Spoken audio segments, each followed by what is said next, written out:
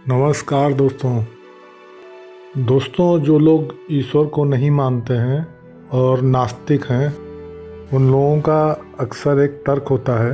हालांकि उसको मैं उनकी जिज्ञासा कहूँगा और अज्ञानता कहूँगा।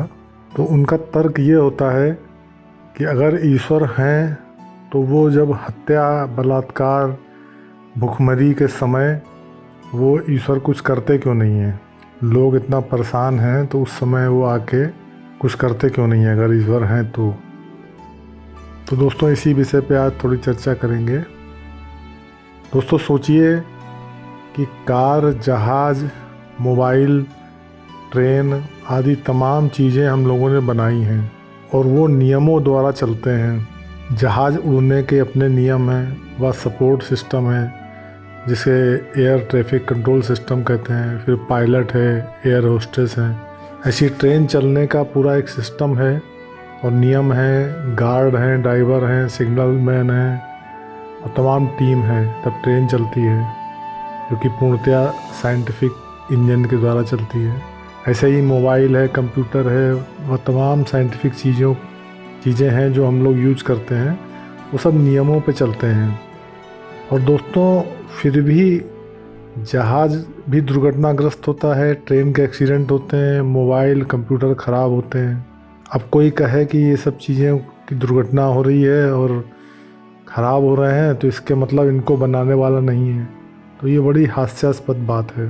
क्योंकि कारण ये है कि इन चीज़ों को, चाहे वो जहाज़ हो, ट्रेन हो या मोबाइल हो, कंप्यूटर हो, उनको चलाने वाला कौन है?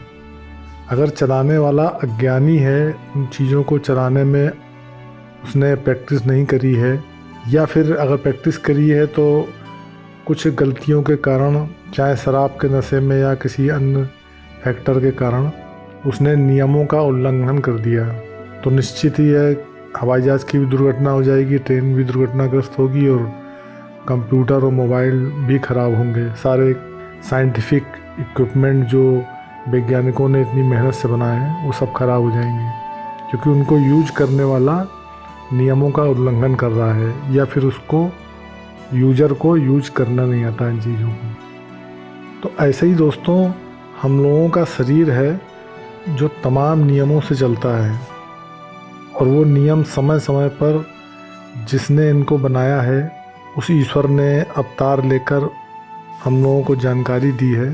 जैसे श्री कृष्ण जी ने गीता में बताया है अर्जुन को युद्ध के मैदान में कि इस शरीर में मन, बुद्धि व आत्मा होते हैं, और मन को बुद्धि व अभ्यास के द्वारा बस में करो और खुद को, अपने आत्मा को पहचानो, तुम मेरा ही अंश हो। लेकिन इतना अभ्यास कोई नहीं करता कि अपने मन को बस में करे। अब दोस्तों, जैसे कार में एक एक्सीलेटर होता है, ब्रेक होता है, क्लच होता है, और उनके अलग अलग काम हैं, लेकिन कोई अभ्यास नहीं करेगा और गलत समय पर ब्रेक की बजाय एक्सीलेटर दबा देगा या स्टीयरिंग गलत मोड़ देगा, तो एक्सीडेंट तो होना ही है। तो इसका दोषी कार का मैन्युफैक्चरर तो नहीं होगा ना, जो कार चला रहा है वही तो दोषी होगा। तो ऐसे ही दोस्तों, हम लोग की मन, बुद्धि व आत्मा, ये तीन चीज़ें हैं जो हम लोग का शरीर को कंट्रोल कर रही हैं। लेकिन हम लोग मन को बस में नहीं करते हैं, बल्कि मन को और मजबूत करने के लिए ही काम करते हैं। उल्टी सीधी फिल्में देखते हैं और मन जहाँ कहता है, जैसा कहता है वैसा खाते हैं, जहाँ कहता है वहाँ घूमते हैं। तो उससे क्या होता है दोस्तों, हम लोगों के अंदर काम, क्रोध, लोभ, मोह, अहंकार जैसे विकार की अति हो जाती है। और जब इन चीज़ों की अति हो जाएगी तो फिर हम लोगों से हत्या, बलात्कार, मर्डर, लूटपाट, ये सब चीज़ें होंगी। भ्रष्टाचार होंगे। भ्रष्टाचार होने के कारण भुखमरी हो जाएगी। अब कोई कहे कि लो, हत्या हो रहे हैं, बलात्कार हो रहे हैं, भुखमरी हो रही है, तो ईश्वर क्यों नहीं रोकता है हमको? तो मेरे उदाहरणों से आप समझ गए होंगे कि जैसे कि जहाज़ और ट्रेन, इन सब के एक्सीडेंट होते हैं उसको चलाने वालों के द्वारा, ना कि मैन्युफैक्चरर के द्वारा। ऐसे ही इस शरीरों को जो लोग चला रहे हैं, अगर वो लोग अपने मन की कर रहे हैं, मन के द्वारा उनका शरीर कार्य कर रहा है, तो मन तो एक बंदर के समान चंचल है, वो तो हमेशा गलत काम ही करेगा। तो फिर हत्या, बलात्कार और लूटपाट, भ्रष्टाचार, ये सब होंगे और हो रहे हैं। तो इसमें ईश्वर दोस्तों कहाँ से आ गया? ईश्वर के बारे में ईश्वर होता है वो मैंने अपने पहले 2 वीडियो में प्रमाण दिए हैं, तथ्य दिए हैं, उनको अवश्य सुनिएगा।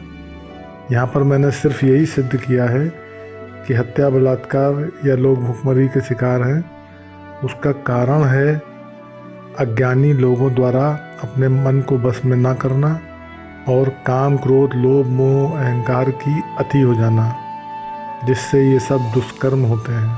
तो धन्यवाद दोस्तों। ये नास्तिक लोगों का अक्सर ये सवाल उठता है, ये तर्क वो लोग प्रस्तुत करते हैं, तो उस तर्क का मैंने उत्तर दिया है अपने इस वीडियो द्वारा। आशा है कि इससे आपके दिमाग में कुछ बातें क्लियर हुई होंगी। अगले वीडियो में दोस्तों कर्म फल पर चर्चा करेंगे। धन्यवाद दोस्तों।